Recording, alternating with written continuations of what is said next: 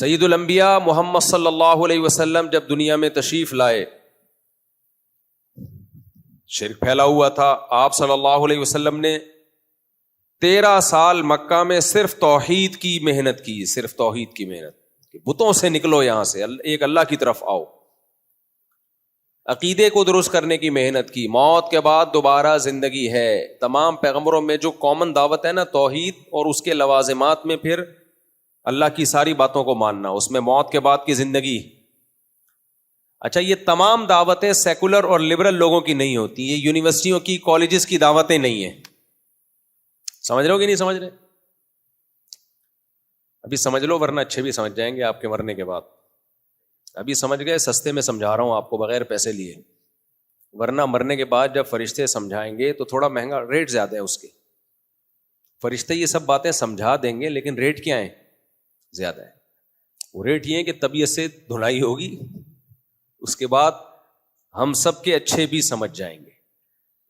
یہ میں نہیں کہہ رہا بھائی، اللہ کہہ رہا ہے کہ جب موت کا وقت آئے گا نا تو فلا انصاب بینہم یومئذ ولا یتساءلون، اللہ کہہ رہے ہیں پھر کوئی کام نہیں آئے گا، اور پھر ایڑیاں رگڑو گے۔ رب ارجعون لعلی اعمل صالحا، اے اللہ مجھے ایک تھوڑی سی مہلت دے دے، میں واپس چلا جاؤں تاکہ میں نیک اعمال کروں۔ میں جو تیرے پیغمبروں کی باتوں پہ یقین نہیں کر رہا تھا، میں نے سائنس اور ٹیکنالوجی کو اپنا باپ بنا دیا تھا، ہر چیز سائنسدانوں سے پوچھوں گا میں، جو سائنسدانوں سے پوچھنے کی چیز نہیں بھی ہے وہ بھی کس سے پوچھوں گا؟ سائنسدانوں سے۔ اگر یہ سائنس کا ٹاپک ہوتا نا، آخرت، قبر کا عذاب، حساب و کتاب، جنت جہنم، تو اللہ پیغمبروں کو نہ بھیجتا، یہ کام سائنسدانوں کے ذمہ لگاتا اللہ تعالیٰ۔ ہماری جو نئی نسل ہے یونیورسٹیوں میں برباد ہو رہی ہے، بیڑا غرق ہو رہا ہے۔ کل ایک مولوی صاحب کا کلپ نظر سے گزرا، وہ کہتے ہیں کہ میری بچی کو میں نے بھیجا کالج پڑھنے کے لیے، پہلے دن ہی آ کے کہتی ہے میں نے برقع اتارنا ہے۔ کبھی بھی علماء تعلیم کے خلاف نہیں رہے ہیں، فوراً الزام لگا دیا جاتا ہے یہ پیچھے لے کے جا رہے ہیں، انگریز آگے نکل گیا۔ خدا کی قسم، انگریز آگے نکل کے بہت برباد ہوا ہے۔ وہ ایک چیز میں آگے نکلا، وہ اچھا ہے ٹیکنالوجی میں، لیکن اس کے ساتھ ساتھ جو مذہب سے بغاوت کر کے جہاں پہنچا ہوا ہے وہ تو بہت خطرناک ہے۔ تبھی تو امریکہ اور یو کے اور کینیڈا جا کے مسلم فیملیاں پریشان ہوتی ہیں، بچوں کو کہاں پڑھائیں ہم؟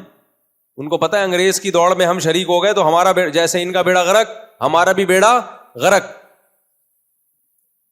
پریشان کیوں ہوتے ہیں؟ ورنہ پریشان تھوڑی ہوتے، کہتے ہیں زبردست، یہاں تو ہمارا بچہ جا رہا ہے اسکول اور گورے کے ساتھ ساتھ وہ بھی چاند پہ پہنچنے کی باتیں کر رہا ہے۔ سارے وہ بہت سخت ٹینشن میں ہیں جو مسلم فیملیز ہیں، بھائی بچوں کی تربیت کیسے کریں، بچے آج سے نکل رہے ہیں۔ تو بھائی کیوں بھائی، گورا ہے نا، فالو کرو یار اس انگریز، کیسے اچھے اخلاق ہیں، تو تمہارا بچہ اخلاق سیکھ رہا ہے نا۔ وہ کہہ رہے ہیں ایسے اخلاق کا کیا کرنا ہے، ہم نے ایسے اخلاق کا کیا کرنا ہے، ہمیں 2 ٹکے کا سمجھے۔ ہم ایسی سب کتابیں قابل ضبطی سمجھتے ہیں۔ اکبر الہ آبادی کا شعر ہے، جب انگریز نے اسکول بنائے نا ہندوستان میں، تو ہندوستان کا کلچر کا بیڑا غرق ہونا شروع ہو گیا، وہ آپ جناب سب ختم۔ پھر وہ بچے جب اسکول سے پڑھ کے آتے تھے ابا کو بیوقوف سمجھتے تھے وہ، کیونکہ ابا کو انگلش نہیں آتی تھی۔ تو اکبر نے اس پہ کہا، ہم ایسی سب کتابیں قابل ضبطی سمجھتے ہیں جسے پڑھ کر کے بچے باپ کو خبتی سمجھتے ہیں۔ خبتی کہتے ہیں خبط الحواس، اوپر کی سیٹنگ جس کی آؤٹ ہو گئی۔ تو بچے کی سیٹنگ آؤٹ ہوتی ہے، وہ ابا کو سمجھتا ہے ابا کی سیٹنگ آؤٹ ہے، حالانکہ آؤٹ اس کی سیٹنگ ہوتی ہے۔ جیسے کوئی شراب پی کے الٹا ہو جائے تو وہ سمجھتا ہے کہ ساری دنیا الٹی ہو گئی ہے، حالانکہ الٹے آپ نے ہیں، باقیوں نے نہیں پی ہے۔ تو کالج میں آپ گئے ہو، باقی تھوڑی گئے ہیں، اس لیے وہ نارمل ہیں۔ سب نہیں بگڑتے، میں کسی پہ الزام نہیں لگا رہا، سب کالج ہی کے، اور میں اگر تھوڑا بہت بگڑا ہوا ہوں تو کالج سے بگڑا ہوں میں۔ لوگ مجھے کہہ رہے ہوتے نا یہ بگڑا ہوا ہے، تو مدرسے نے ٹھیک کرنے کی کوشش کی ہے، پورا ٹھیک ہو نہیں پایا مدرسوں سے۔ تو اس لیے اگر مجھے کوئی بگڑا ہوا مانتا ہے نا تو اس بگڑے پن کی نسبت مدرسے کی طرف نہ کیا کرے، کالج کی طرف کر دیا کرے۔ وہ جو مفتی صاحب نے 2 سال کالج میں گزار دیے، سارا وہیں کا بگڑا پن آیا۔